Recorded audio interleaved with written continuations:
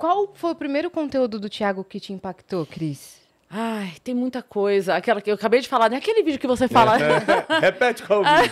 Aquela página 47. Não, mas é muita coisa, porque eu sempre acho assim, que a pessoa que ela tá pronta para ouvir a mensagem vem, né? Isso então, em vários momentos em que eu tava em alguma situação e parece que eu falo assim, onde é que ele botou câmera aqui, que ele tá me vendo para falar exatamente o que eu precisava ouvir. Mas é quando a pessoa tá pronta realmente para receber a mensagem, né? E existem mensagens também que pegam qualquer área do ser humano. Quando você fala, por exemplo, de abandono, a pessoa pode estar passando por isso no trabalho, em casa, com um amigo, em qualquer situação. Ou seja, existem temas que a gente fala que tocam qualquer área do ser humano, então parece que é com a pessoa. Ele está falando comigo. Mas, na verdade, é o tema. O tema toca muito profundamente em algumas... O ser humano passa pelos mesmos problemas. Todo mundo aqui passa pelos mesmos. Então, se a gente souber como... No meu caso, eu sou palestrante, escritor, teólogo. Se eu souber levar isso, se eu souber entregar a mensagem... Sempre lembrando que a mensagem é muito mais importante que o mensageiro. Se a gente conseguir entregar a mensagem, a gente ajuda muita gente. Você acha que hoje, qual é o mais comum entre as pessoas? Você falou que todo mundo passa pelo mesmo problema. Hoje, qual você acha que é o problema mais comum? São vários. Eu vou citar 3. O principal, falta de clareza de futuro e propósito. As pessoas... Elas não sabem quem são, falta de identidade, falta de clareza, tipo, o que eu faço, para onde eu vou, qual é o meu próximo passo, caso ou não caso, fico com ela, fico com ele, faço isso, faço aquilo, o que eu faço da vida. E falta de propósito, porque eu estou aqui, eu sirvo para quê? Meu trabalho tem a ver com o meu propósito ou eu só estou trabalhando para pagar minhas contas? Essas perguntas, elas são muito diárias no ser humano. E elas não... As respostas não são fáceis. Elas não estão disponíveis na prateleira de um mercado. Não dá para você ir comprar essa resposta. Você tem que descobrir. A maioria das pessoas que tem dinheiro, a reclamação é sempre assim, ó. Eu tenho dinheiro para tudo, mas quem tem que ir para a academia sou eu. Eu não consigo pagar o personal trainer para malhar, para treinar por mim. Eu tenho que fazer. Então, existem coisas na vida que, tendo dinheiro ou não, tendo conhecimento ou não, tendo diploma na parede ou não, você quem tem que fazer. Eu te ouvi falando assim, o pessoal costuma pedir para Deus coragem. Deus me dê coragem. Isso. Mas a coragem tem que partir de você. E como é que a gente sabe disso? Porque tudo que eu falo é baseado numa sabedoria milenar. Sim. Né? Que muitos conhecem como Bíblia. A gente acha que a Bíblia é uma coisa religiosa e não é. As religiões que se apoderaram da Bíblia, mas a Bíblia é um manual de instrução do ser humano, não tem nada a ver com religião. Você pega ali, é lógico, fala de Deus. É um livro sagrado. Fala de mundo espiritual, é lógico. Mas não tem a ver com a religião em si e com o ser humano. A Bíblia é sobre o tempo todo ali, como o ser humano deve lidar com o dia a dia, lidar com a sua vida. E se você parar para pensar, depressão, ansiedade, tudo isso estava previsto, explodiu agora na nossa geração, mas já estava previsto na Bíblia, já estava previsto nessa sabedoria milenar.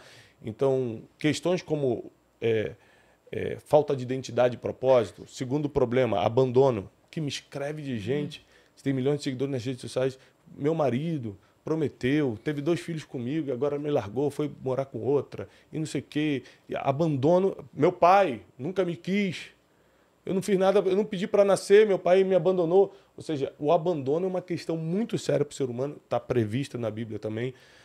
Tem um versículo em Salmos que diz que ainda que meu pai e minha mãe me abandonem, o Senhor vai me acolher. É por isso que fé é uma coisa muito importante para o ser humano e é o terceiro maior problema, a falta de fé. Por quê? A fé, ela não necessariamente precisa ser religiosa. Eu não estou falando para você ir para a igreja e ter uma religião. Mas se você não acreditar que tem algo maior cuidando de você, você desiste muito mais rápido. Ponto. Estatística, é matemática. Eu vou desistir mais rápido se eu não acredito que tem alguém cuidando de mim. E também a questão de fé é uma questão matemática, né? O filósofo Blaise Pascal dizia que fé é uma questão matemática, porque se você morrer e descobrir que Deus não existia, você não perdeu nada. Ou seja, como o ateu acredita que a gente é apenas uma matéria, a matéria morreu, dormiu. Mas se existir a eternidade, porque você acreditou, você se deu bem. Você vai ter direito à eternidade. Então é muito mais vantajoso, matematicamente, você acreditar em Deus. Você tem uma fé. Porque se der tudo errado e ele não existir, você viveu melhor, acreditou mais, superou suas dores, foi um ser humano melhor, porque eu sou um ser humano melhor por causa da minha fé, não tenho dúvida nenhuma. E se Deus existir, no final da história, me dei bem. Vou pro céu, como a gente diz. Sim. Se não, só morri. Eu tenho um amigo ateu e ele fala que ateu de verdade não é panfletário do ateísmo. Que ele fala assim, a gente entende a necessidade da religião para a sociedade e o quanto isso faz bem. Ele falou, eu não acredito, mas não é uma escolha minha não acreditar, eu só não acredito, mas eu entendo. Ele o falou, ateu não praticante, ele não acredita, mas também não julga, e não julga a sua decisão. E aí eu achei muito legal quando ele falou isso. Ele falou, ateu de verdade mesmo, ele não é panfletário. Quem é muito, porque tá meio... Na dúvida. que na verdade, outros argumentos que convençam ele de que ele tá certo. Eu também acho. Agora, assim, a gente vive num mundo cruel. Nosso mundo é difícil. Você lê jornal todo dia, você entra até em depressão, é só morte, a gente que não sei o quê, pai, a mãe que matou a filha esses dias, porque estava chorando muito. E é uma loucura, estupro e injustiças, politicagem, roubo, guerra. Tudo. Fala assim, gente, a gente está num mundo de loucos. Como é que a gente vai sobreviver a isso? Aí nós ainda temos nossos problemas pessoais, traumas de infância, abandono paterno muito comum. Financeiro. Problemas financeiros seríssimos. A maioria das pessoas que estão nos escutando agora estão num dilema financeiro agora, nesse momento. Se não é o classe média que está com o cartão estourado e é o pobre que não sabe o que vai comer amanhã. Eu acreditei que esse fosse o top 1 dos problemas. Não, é porque, geralmente, o problema financeiro a pessoa acostuma.